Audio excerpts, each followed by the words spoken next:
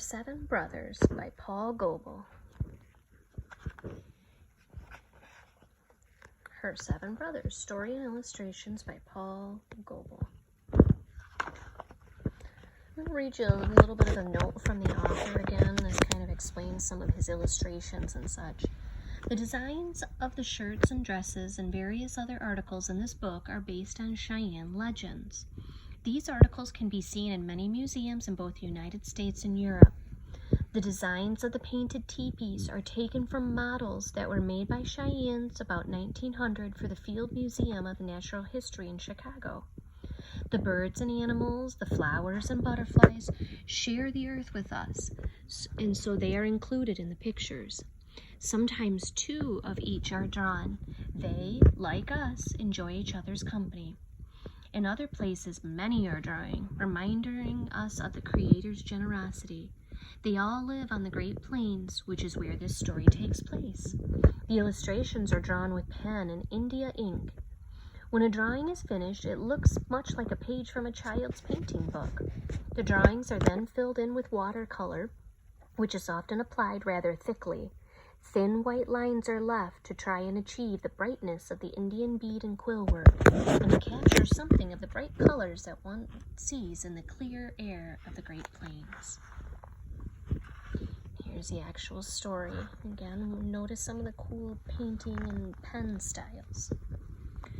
Stories were told after dark when the mind's eye sees most clearly. Winter evenings were the best, when the children were lying under the buffalo robes and the fire was glowing at the center of the teepee. After the sounds in the camp had grown quiet and the deer had come out to graze, the storyteller would smooth the earth in front of him. Rubbing his hands together, he would pass them over his head and body. He was remembering that the Creator had made people out of the earth and would be witness to the truth of the story he was going to tell.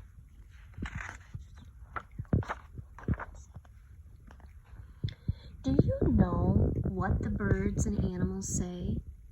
In the old days, there were more people who understood them. The Creator did not intend them to speak in our way. Theirs is the language of the spirits. Yes, birds and animals, butterflies and beetles, stones and trees still speak to us, but we have to learn how to listen. In those distant times, there was a girl who lived with her parents. She did not have any brothers or sisters, but she was never alone because she could speak with the birds and animals. She understood the spirits of all things. When the girl was quite young, her mother taught her how to embroider with dyed porcupine quills onto deer and buffalo skin robes and clothes. She worked hard. In time, she became very good at it. Her parents were proud when she gave away something she had made. People marveled at her skill and beautiful designs. They believed that the porcupine, who climbs trees closest to the sun himself, had spoken to the girl and given her mysterious help to do such wonderful work.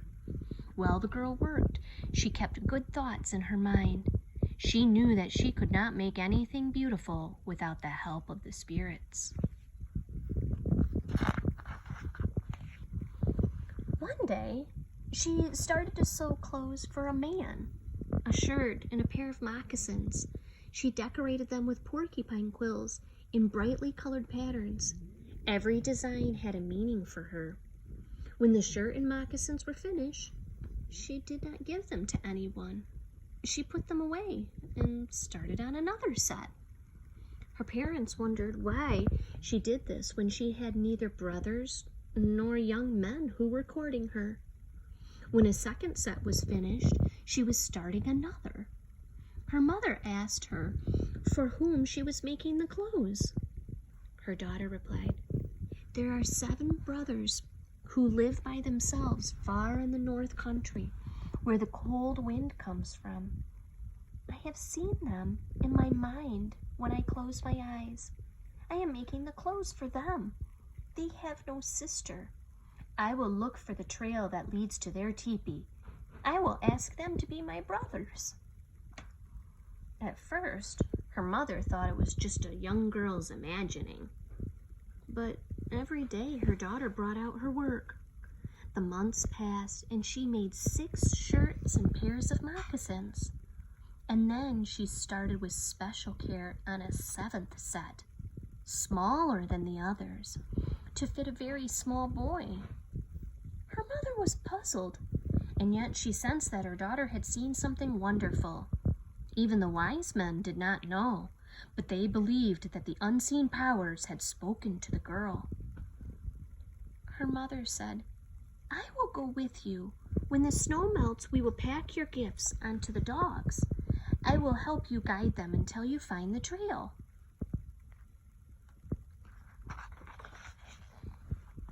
The geese brought back the springtime, and they set out for the north country. The way was green and beautiful with flowers, and loud with frogs and red-winged blackbirds calling by every pond. 2 faithful dogs carried the bags of clothes. The girl had the little boy's clothes in a separate bundle on her back.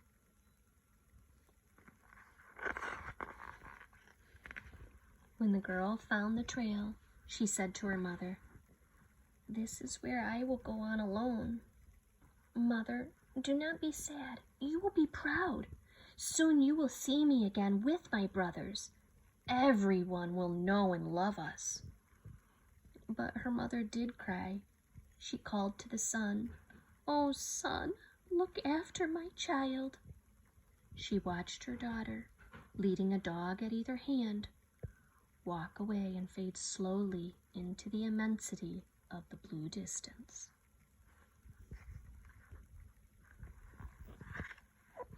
The girl walked on for many days into the land of pine trees until she came at last to a teepee pitched close to a lake. It was painted yellow and had stars all over it. The door was partly open. She thought she could see bright eyes peering at her from the inside. She unpacked the bags from the dogs. After they had taken a drink at the lake, she thanked them. "Now go straight back home," she told them. "Keep to the trail and do not chase rabbits." A little boy ran out of the teepee and called to her, "I am glad you have come. I have been waiting for you. You have come looking for brothers. I have 6 older brothers. They are away hunting buffalo, but they will be back this evening. They will be surprised to see you. They do not have my power of knowing and seeing. I am glad to call you sister." The girl opened the bundle of clothes she had made for him. "Younger brother," she said, "this is my gift to you." The boy had never seen anything so beautiful. His clothes had always been plain and often old. He put on his new shirt and moccasins and scampered down to the lake to take a look at himself in the water. The girl untied the other bags and placed a shirt and pair of moccasins on each of the 6 beds around the teepee.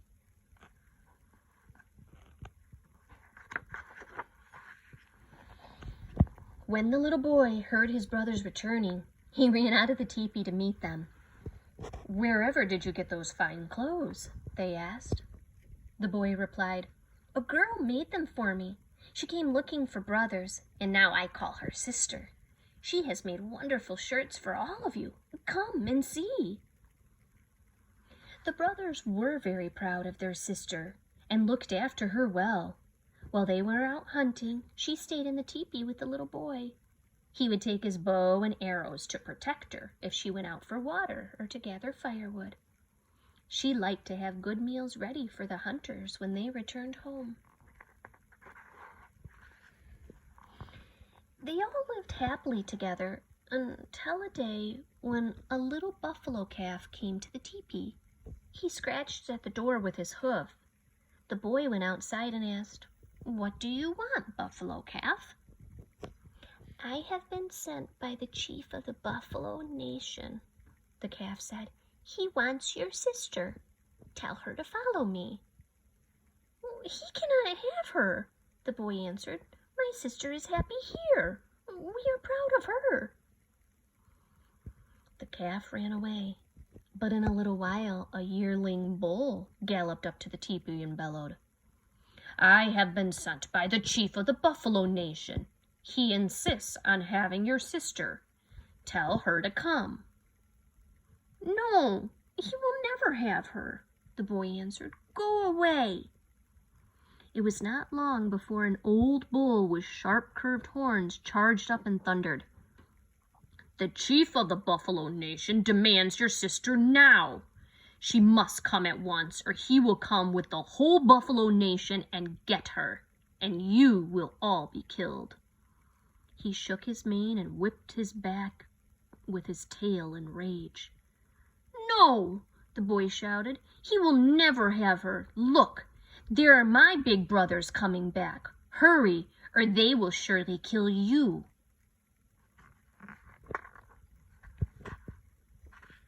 When the brothers heard what had happened, they were afraid. Even then they sensed an uncertain rumble, like shaking deep down inside the earth. Beyond the horizon, dark dust clouds were rolling out across the sky toward them. The buffalo people were stampeding in the awful darkness beneath. "Run!" shouted one of the brothers. "Wait!" the little boy called out, and he ran into the teepee for his bow and arrows. He shot an arrow straight up into the air, and a pine tree appeared, growing upward with the arrow's flight. The girl quickly lifted her little brother onto the lowest branch and climbed up after him. All the brothers clambered after, just as the chief of the buffalo struck into the tree with a terrible blow, splintering it with his horns. He hooked at the massive trunk again and again, and it was split into slivers. Dark masses of angry buffalo crowded around the tree, pawing the ground and bellowing. The tree quivered and started to topple. "Hurry, you have power, save us," the brothers called to the little boy. He shot another far into the sky, and the tree grew straight upward, higher and higher, and they were carried far away up among the stars. And there they all jumped down from the branches onto the boundless star prairies of the world above. The girl and her 7 brothers are still there. They are the 7 stars in the northern sky, which we call the Big Dipper. But look carefully and you will see that there are really 8 stars in the Big Dipper. Close to one of them, there is a tiny star, and it is the little boy walking with his sister. She is never lonely now. They are forever turning around the star world, around the star which always stands still, the North Star. It is good to know that they once lived here on Earth. Listen to the stars. We are never alone at night. The end.